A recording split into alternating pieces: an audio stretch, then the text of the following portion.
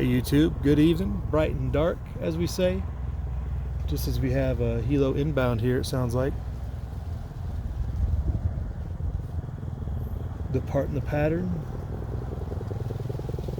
That sounds like. It does not sound like a Black Hawk.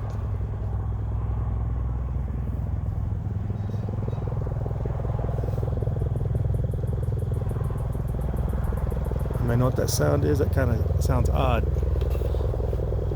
Before we get this video started, see if we can do some helicopter identification. Catch them against the moon.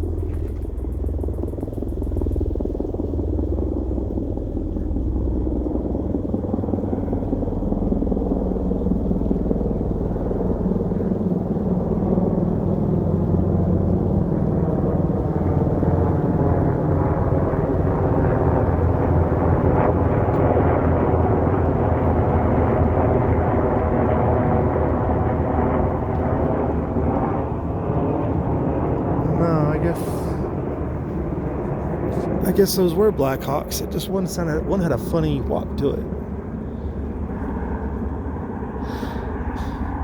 One of them's got a funny pattern to it. It sounds different for some reason. Maybe they've got a new version. Who knows? Anyway, night movement.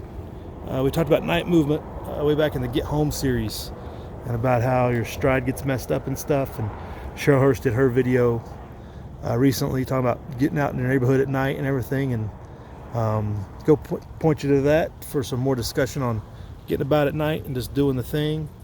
And really, you know, all summer, moving at night's been the only way to go without the heat, right? Any place that's has those hot days, that's when you're going to want to move anyway. Populated areas, the night movement is going to be key to avoid detection or observation as much as possible, at least. But go check that out. Just a reminder of the importance of getting out at night and moving around and doing the thing, right? Another video tied into that. Tyler, Let's Talk About Prepping, did a video talking about using your wide angle vision to get into when you're in hand-to-hand or when you're in a defensive nature engagement, you know, whenever there's some kind of combat. Using that wide angle vision, though, you don't focus in on one part of an attacker or one group or something like that, so that you're using all your senses, using all your vision to see what's going on. And that's really good. And I think anybody that's played a lot of sports, you understand that you should be driving like that. Really, you should be using that big angle, wide angle vision and not focusing in on one thing when you're driving as well. But that ties directly in the night movement too, and using that offset vision when you're at night, you're wanting to see something and you can't look directly at it. You have to look offset about 20 degrees or so to get a clear picture.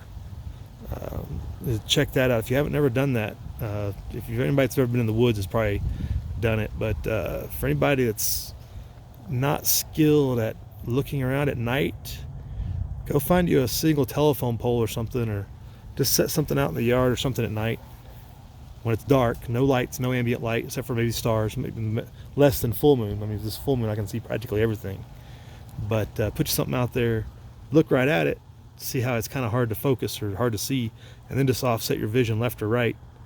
For me, it's always better to look to the left, I guess maybe because I'm right eye dominant, but it has to do with the way the rods and cones in your eyes pick up light, and the ones that are used in that low light vision are around the outer corner of your iris, I guess, or something like that. Old-timey skill to hone, and goes along with that night movement when you're moving about. But everybody out there doing some good videos, right? Doing the thing, good stuff, keeping us up to date. Dad on YouTube's doing some good stuff. The economic situation is absolutely a disaster. We are now they just ran a $1 trillion budget deficit. Whoa.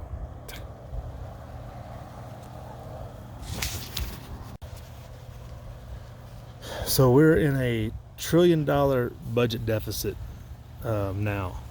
What does that tell you?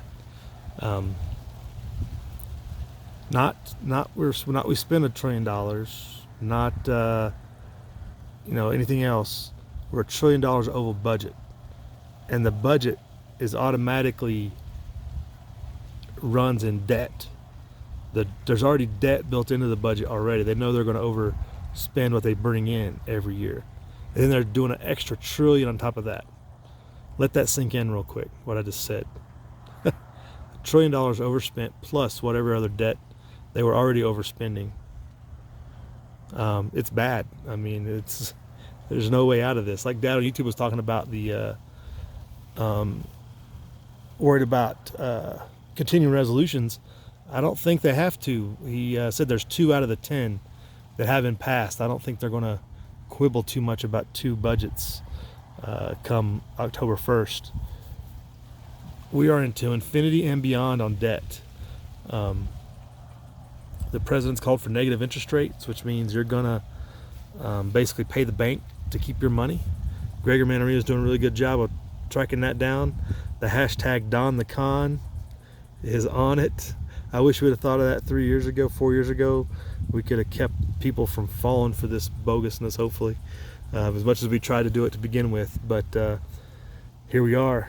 But yeah, DonTheCon hashtag is something to roll with if you're out there on the Twitter or whatever. It's definitely appropriate. He has conned a lot of people. A lot of people are falling for the stuff. But just checking in and kind of point you those directions, those videos. Just make sure, you know, we're still monitoring over here. Not that we can do much about it, but like I've been talking about with Midwest and everybody, it's not only time to buy all the things, but it's time to implement plans. It's time to do things, not just get things. Things need to be done.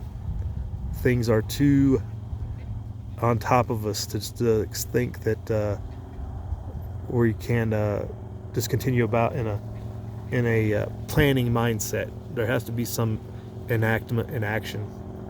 So we'll leave you with that, YouTube. Prep hard, live free.